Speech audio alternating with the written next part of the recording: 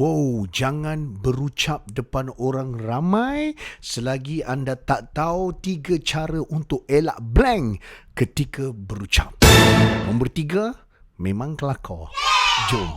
Nombor 1 adalah kita gunakan teknik kad nota. Kita buat points demi points. Jangan bawa skrip. Kalau kita bawa skrip, kita terlupa, kita tengok balik skrip, kita tak tahu kita dekat mana, lagi teruk kita punya blank. Terus jadi blur, terus jadi blackout. Yang kedua adalah kita bagi audiens berfikir.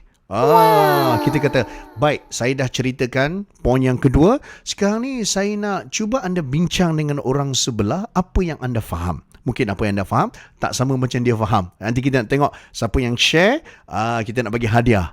Contoh. Yang ketiga adalah, yang ini lagi simple, kita buka soalan kepada audiens dan sambil tu kita buat-buat berjalan, dan kita berjalan tu sebenarnya kita balik kepada kita punya nota kita, contoh. Kita tengok balik kita punya rujukan sambil-sambil tu. Dan bila kita bagi mereka yang tanya soalan, beban itu akan berpindah kepada audiens dan kita tunggu soalan daripada audiens, dan daripada audiens punya soalan tu mungkin dia akan menyebabkan perbincangan kita makin rancak tapi tak berdosa. Apa? Nak lagi tips? Komen nak. InsyaAllah Bombat share.